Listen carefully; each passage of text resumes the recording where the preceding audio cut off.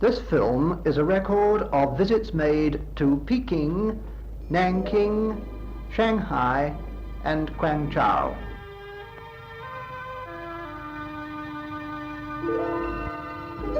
China today is as large as the whole continent of Europe, 3,000 miles east to west, 3,400 north to south.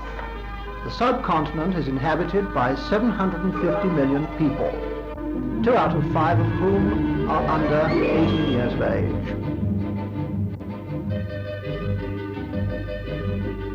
The Chinese people are led and inspired by their leader, Chairman Mao.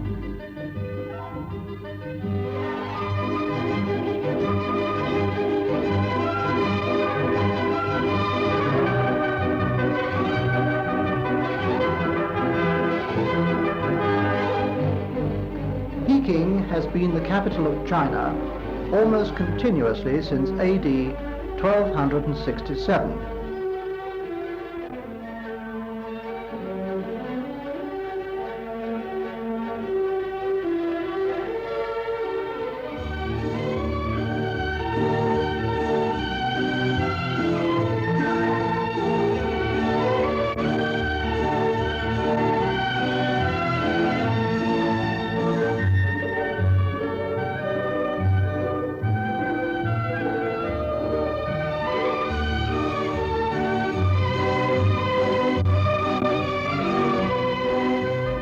Over the centuries, as emperor after emperor added palaces and shrines, it became a glorious museum of Chinese art and architecture. The greatest concentration of these treasures lies within the oldest section of Peking, the inner city. In the manner of Chinese boxes, the inner city contains the Imperial City, which in turn surrounds the Forbidden City. The palace was reserved only for the court.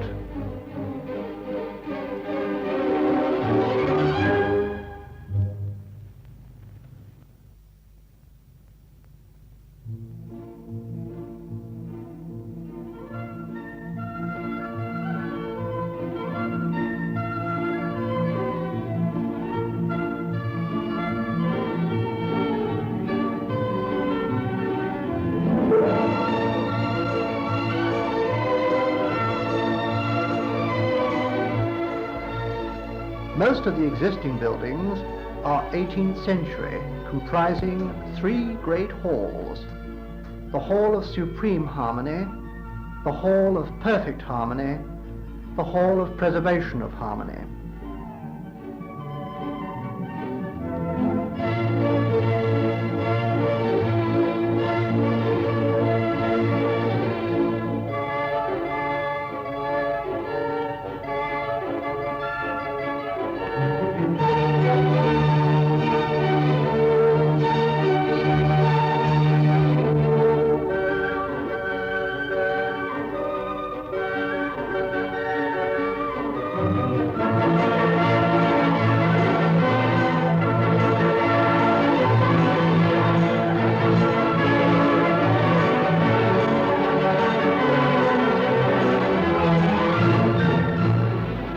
The 3 rear palaces are named the Palace of Heavenly Purity, the Hall of Union, and the Palace of Earthly Tranquility.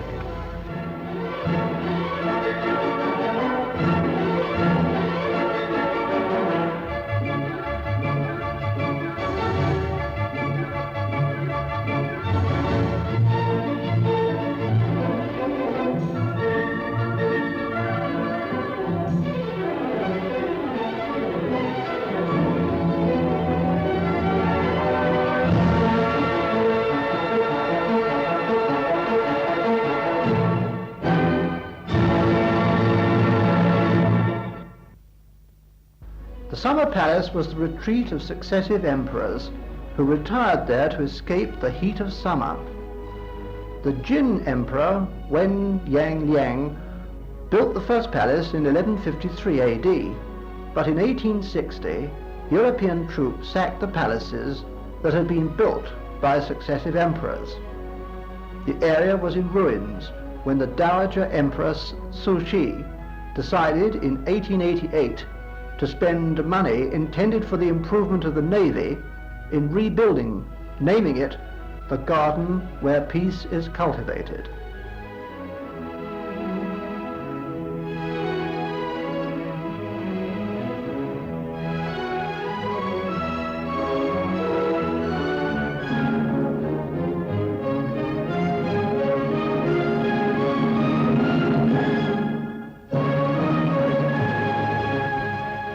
The Fushanko pagoda, 150 feet high, is a focal point.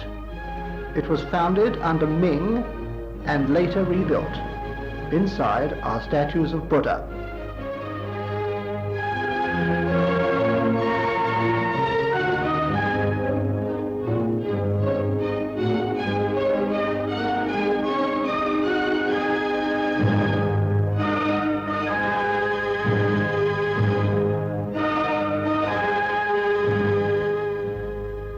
The Joy and Longevity Palace and the Palace of Earthly Clouds are linked by a covered way 900 yards long, exquisitely painted with historical and mythological scenes.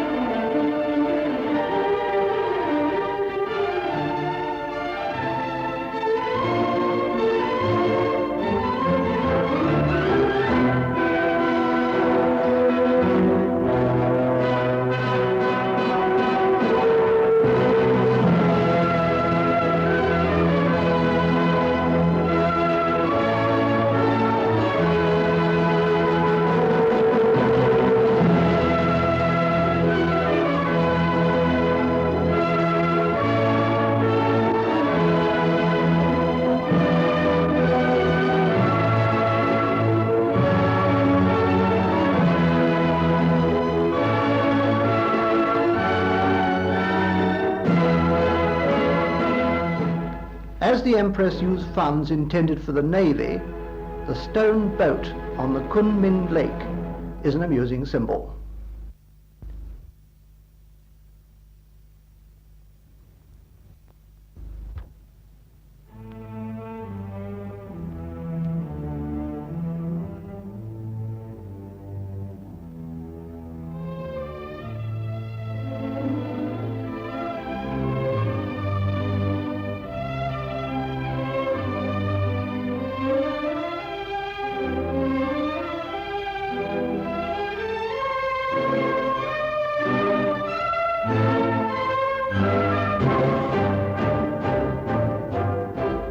Great Wall of China, some 1,500 miles in length, once provided protection against invaders. It came into being in the 3rd century BC and is today the only man-made feature on the Earth that can be distinguished from outer space. It was from the protection of this wall that for centuries Chinese civilization developed and flourished. Today it is a popular spot for Chinese and foreign visitors.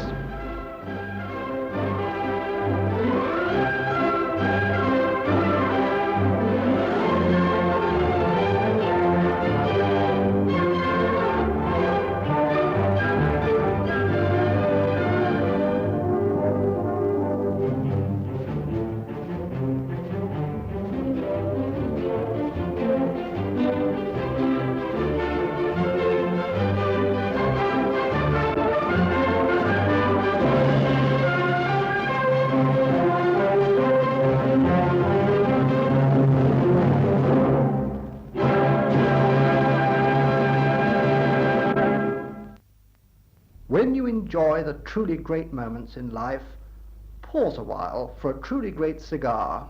Castella. The enjoyment, even on the Great Wall itself, is an unforgettable experience. Castellas, 3 yuan or 52 pence a box. Close to the Great Wall are the Ming Tombs. These elaborate mausoleums have been found to possess many exquisite and priceless treasures.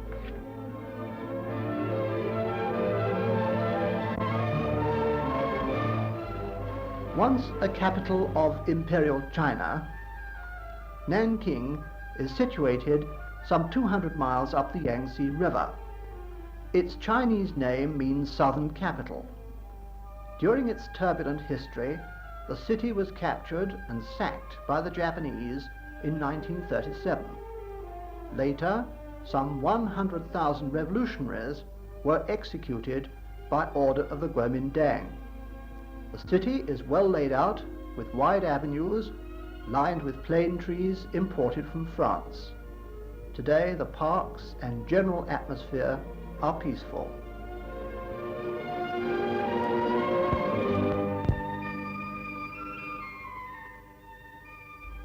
The road and rail links between Peking and Shanghai pass through Nanking.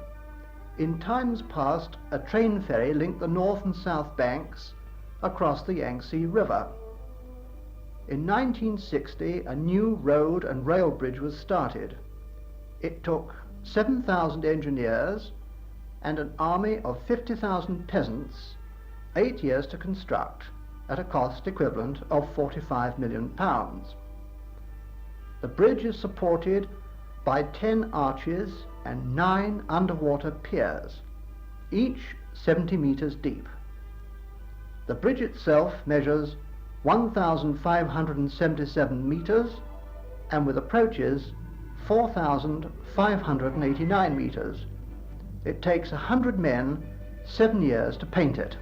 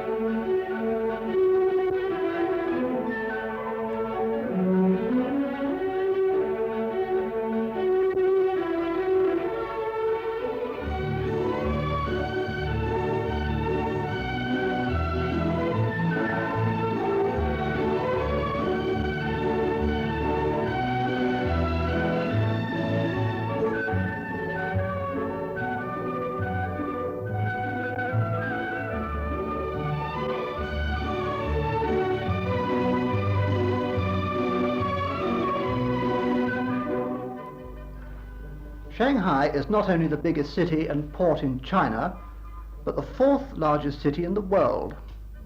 The city was formerly a paradise of adventurers, particularly evident along the famous Bund, on the bank of the Huangpu River. Cheap labour, long hours and low wages, plus appalling living conditions, resulted in a workers' rising in 1927 led by Zhou Enlai. The nationalists suppressed the movement with much bloodshed. Today, Shanghai is the leading industrial centre of China, responsible for about 1/5 of the nation's output.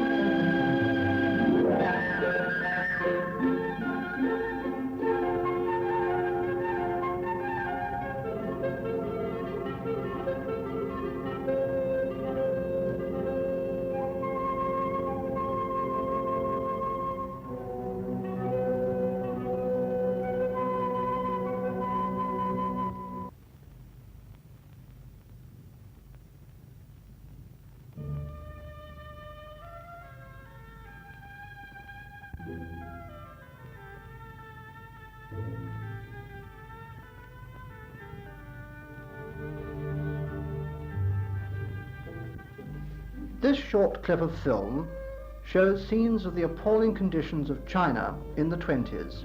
Among the filth and squalor, some 250,000 prostitutes lived on barges on the city's waterways. All have gone, and today venereal disease is practically unknown. Between 1937 and 1949, the nationalist government increased the supply of banknotes by more than 140,000 million times. Commodity prices rocketed, and goods which originally cost 1 yuan had to be bought with 8.5 million yuan early in 1949. Today the currency is claimed to be the most stable in the world.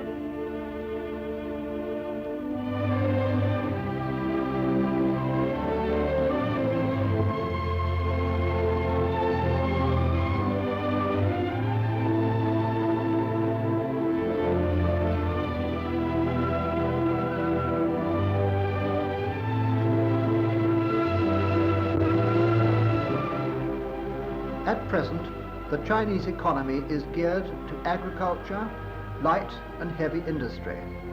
The farming communes have been formed out of 125 million farmers and their families, amounting to over 550 million people.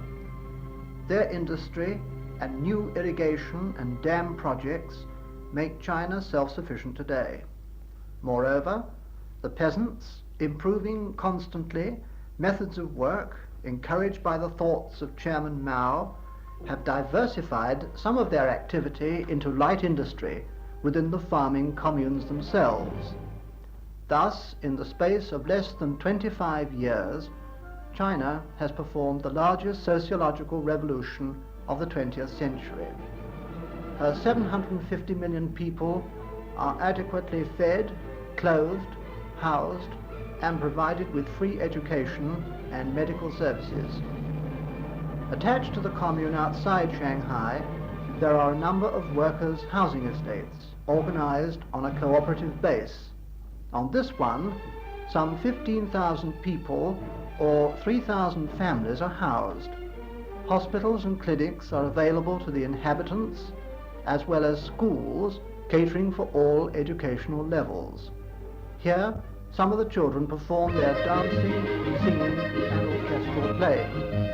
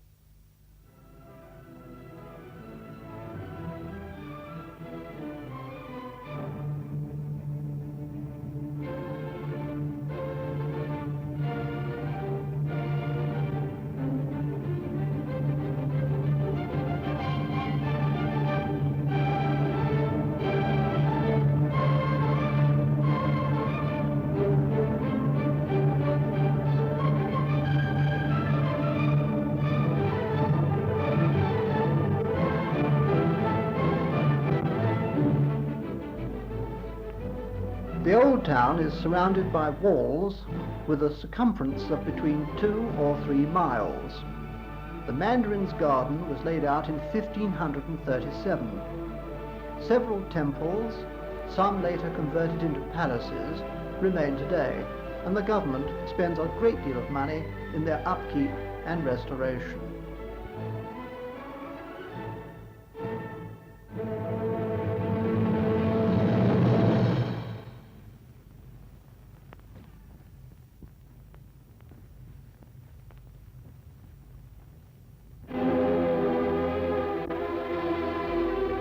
Canton lies north of the Pearl River Delta. The Cantonese were the first people to come under Western influence. In 1926, Mao Zedong and Zhou Enlai organized and ran the peasant movement from this city. The area was formerly one of great poverty, which today has disappeared. Each spring and autumn, the Chinese open their shop window, the Canton Trade Fair.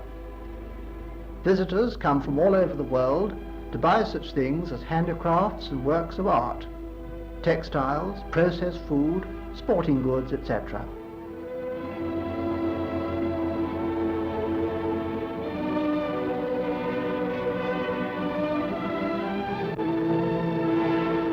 But the time has come to leave China today across the famous Lo Wu Bridge, which leads to Kowloon. The farewell message in Chinese offers advice. Now you are about to re-enter the West. Beware of pickpockets and thieves.